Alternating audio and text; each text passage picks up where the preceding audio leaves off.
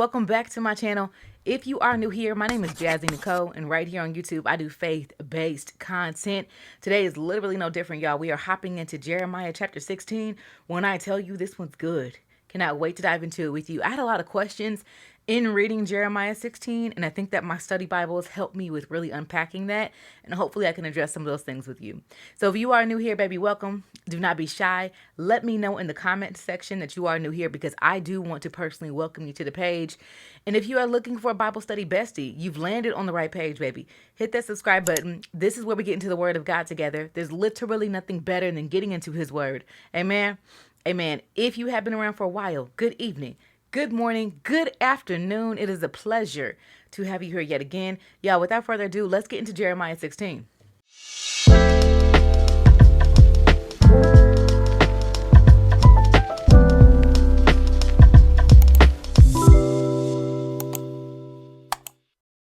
All right, you already know what we need to do. We do want to invite God into our conversation. So, dear Heavenly Father, God, we thank you so much for the opportunity for fellowship, for your word, your resource, and your godly wisdom, Heavenly Father. God, we pray that as we read your word, we gain your godly wisdom, we gain your insight, Heavenly Father. I pray that we eliminate me and uplift you, exalt you, Heavenly Father. Allow us to eliminate distractions during this reading. And God, yet again, we thank you for fellowship. We thank you for your word and your owner's manual, your resource.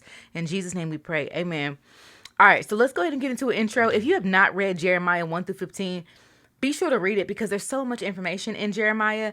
It is a very deep book. I would say for myself, I think for me, it puts me in a different space as far as looking at how I may have grieved God, how this world is grieving or is causing grief to God. And I think that there's so much to learn here. So be sure that you read it for yourself. And if you haven't read 16, pause for a second and read it to gain your understanding of what the Holy Spirit gives you, and then we'll review it together. Make sense? Okay, so boom. Jeremiah is a prophet. Jeremiah was chosen to be a prophet at a very either young age or young in educational experience. But either way, he was selected, and he was chosen during a time where the priests weren't priesting, where the world was chaotic. It was a political uproar. It was a spiritual decline. Jeremiah was told to speak to the nation of Israel, Israel themselves, Judah, and Judah's capital, Jerusalem. Jeremiah was born in a city called Antioch. That city is where the priests lived. So he was a priest's son, but he was still given a really big mission. People did not listen to Jeremiah. So when God told Jeremiah what to do, they were not listening. And God still sent him on the assignment, knowing that the people wouldn't listen. And I think this is very important for us because sometimes you're like, God, why do you have me do this? But it's bigger than you, right? And so I think the reason why God kept sending Jeremiah on these missions is to show that he does have mercy, that he is giving chances after chances after chances. And this is so important. I'm going to read you what my study Bible says about this chapter because I do think this is very important for us in our understanding of like timelines. So it says here, this section portrays the coming day of disaster. It begins showing Jeremiah's loneliness. He's a social outcast because of his harsh messages and his celibate lifestyle. He must not marry, have children, or take part in funerals or festivals. This section concludes yet another appeal to the people to avoid judgment by turning to God. The people did not heed to Jeremiah's words. However, the first wave of destruction came almost immediately. In 605 BC, you can also find that cross-reference in 2 Kings chapter 24, verses 8 through 12. The second wave came shortly after in 597 BC, and Judah was completely destroyed in 586 BC. So this is important for us if we're thinking about timelines, because between chapters 1 through 15, God has been giving them warning after warning after warning through the voice of Jeremiah, and they're still not listening. And so now we can kind of see, well, it's coming. It is coming. And we can also see how God is preparing his prophet Jeremiah for that to happen. All right, so let's get into verse number 1. And in verse number 1, I said I had a lot of questions because I was like, dang, Jeremiah can't get married. But we're going to talk about this. We're going to talk about why, the whys, okay? So verse number 16, verse number 1, or chapter 16, verse 1. The Lord gave me another message, he said. Do not get married, verse number 2, or have children in this place. Verse number 3, for this is what the Lord says about the children born here in this city, about their mothers and about their fathers. They will die terrible diseases. Now let's stop for a second. Why is God saying, Jeremiah, do not get married? Don't get married. Do not have kids. I know this is your assignment. I know you're lonely. You told me in previous chapters that, you were lonely. You were an outcast. The people of Antioch were trying to attack you. Why would God tell Jeremiah not to get married? This is God to me telling Jeremiah that he is set apart from that crowd of people, but also those people they have judgment coming their way. And sometimes God will have us do things that are difficult for us, like not getting married or not have children, for protection. And to me, this is a means of God protecting Jeremiah from future hurt or future pain, because the women in that area were still going to be condemned due to sin. So he's saying, listen, this is going to happen to these people, and I do not want you impacted any more than you have to be, because the children here are going to be passing away. The women are not going to be here anymore. The town will be desolate, and I don't want you experiencing that. Does that make sense? Okay, so boom. Then he says, verse number 4, they are going to die of terrible diseases. No one will mourn for them or bury them, and they will be scattered on the ground like manure. Now, remember in chapter 15, we talked about how during this time, not having a burial literally indicated a curse. This is saying this is very detrimental to them. It is devastating. You're not going to have time to mourn. Remember, during this time, mourning was pretty big. Like, they had ceremonies. They mourned for weeks. They had crowds. Like, they had people who were paid to be mourners, to walk down the street with the family, so that way everyone knew that the family was grieving.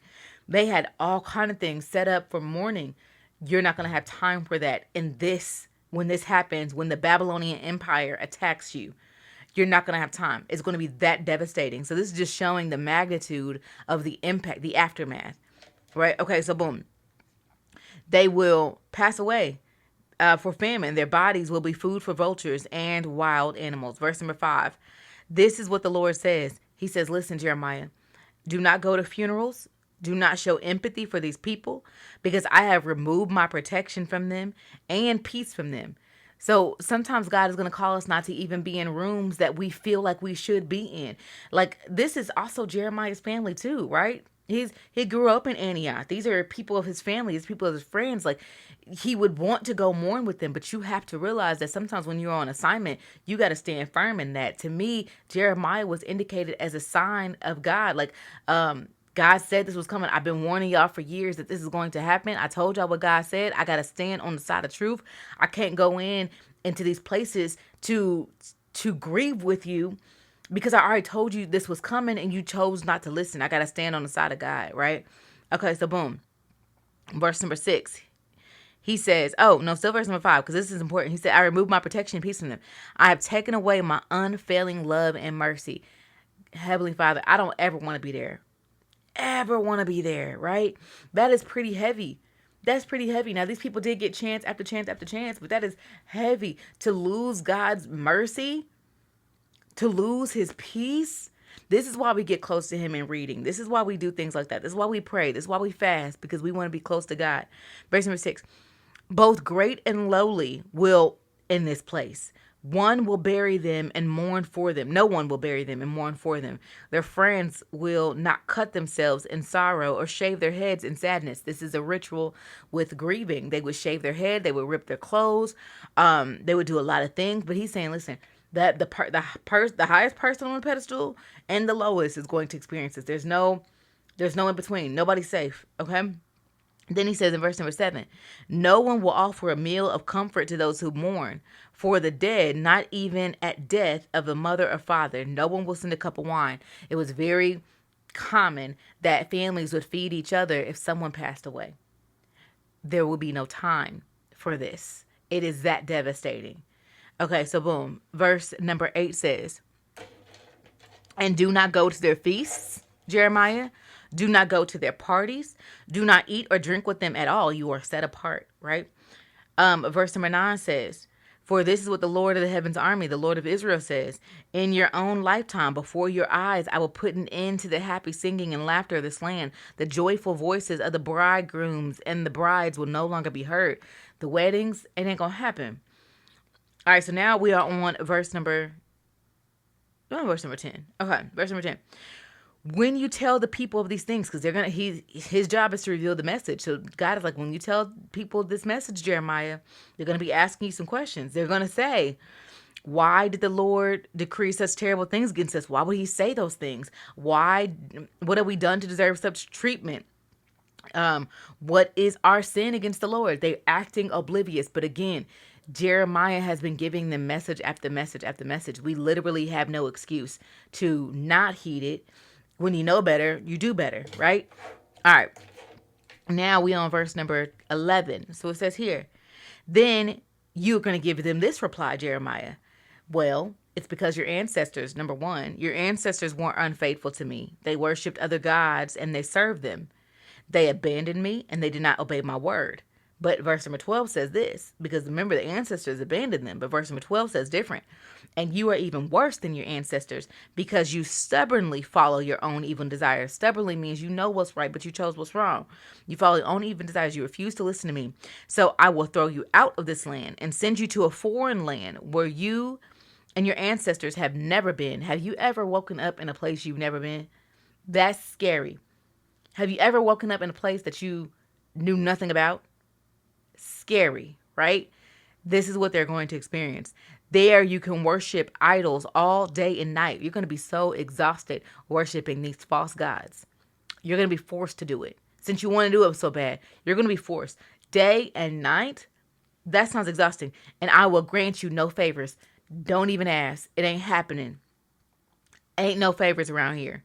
And to me, that says, for us in realistic times, is there are generational curses that pass down from family member to family member. We have the opportunity to break it.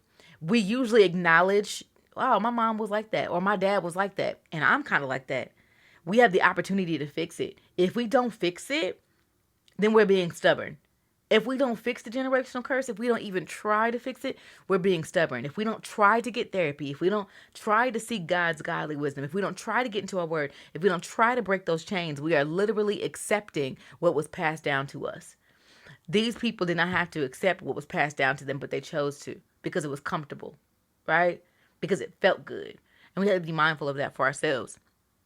Verse number 14 says, but the time is coming, says the Lord, when the people are taking an oath will no longer say, as surely as the Lord lives, who worsted the people from Israel from the land of Egypt. Remember that when people took an oath, they said that? He said, instead, verse number 15, they ain't going to say that no more. Instead, they're going to say, as surely as the Lord lives, who brought the people out of Israel back to their own land, from the land of the north and from all the countries that he had exalted them. For I will bring them back to this land that I gave to their ancestors. So I had to do a little bit of digging on this one because honestly, when I first read it, I didn't understand it. But I have my commentary Bible and I'm going to read I'm going to tell you what my commentary Bible said. My commentary Bible was talking about how when Israelites were removed from Egypt, it was done very gradually. They were moved from Egypt and they were taken very gradually because God allowed them to do that. They were servants in Israel. They were servants. They were useful in Israel. But what's going to happen now is the Babylonian Empire is going to take them. It's going to take them. They're not going to be useful. It's going to be very devastating how they're being taken. So it's more of a contrast. Like we had the opportunity for you to be removed from Israel and taken or Egypt and taken into the promised land. And you were slaves there. You were useless. You had better conditions in Egypt than what you're about to experience now because of your disobedience. All right, so boom. In verse number 16, but now I am sending for many fishermen that will catch them, says the Lord. I am sending for hunters who will hunt them down like in the mountains, in the hills, in the graves. This is devastation. This is devastation. This is the attack that's going to happen from the Babylonian Empire. Verse number 17, I am watching them closely and I see every sin. He said, listen, you can't get nothing past me. They cannot hope to hide from me. Verse number 18, I will double their punishment of all of their sins because they have defiled this land with lifeless images and detestable gods and have filled my territory with their evil deeds. This is punishment that is loading, right? It's loading. All right, so verse number 19 says, Lord, now this is Jeremiah's prayer. And this is his prayer because he knows what's about to occur. He knows this is happening. He knows this is imminent. He knows it's right around the corner. Lord, you are my strength and my fortress, my refuge in the day of trouble. Nations from around the world will come to you and say, our ancestors left us a foolish heritage, for they worshipped worthless gods. Can people make their own gods? There are no gods at all. They are not gods at all, excuse me. Verse number 21 says, the Lord says, now I will show them my power. Now I will show them my might, and they will know and understand that I am Lord. So to me, this is what Jeremiah is saying to God. He's reconfirming who God is and saying what's going to happen after. Listen, afterwards, after all this happened, whoever follows up after them are going to be like, dang, my ancestors didn't even try. He's thinking about the generations to come. They didn't even try. Like, they created all these false gods. Why would they do that? They're not even real gods. And God is saying, well, yeah, they going to see. I'm going to show them. I'm going to show them, right? This is how I took Jeremiah 16. But let me know in the comment section what you took from Jeremiah 16. And I will see you guys tomorrow for Jeremiah 17. You guys have an amazing day. Bye.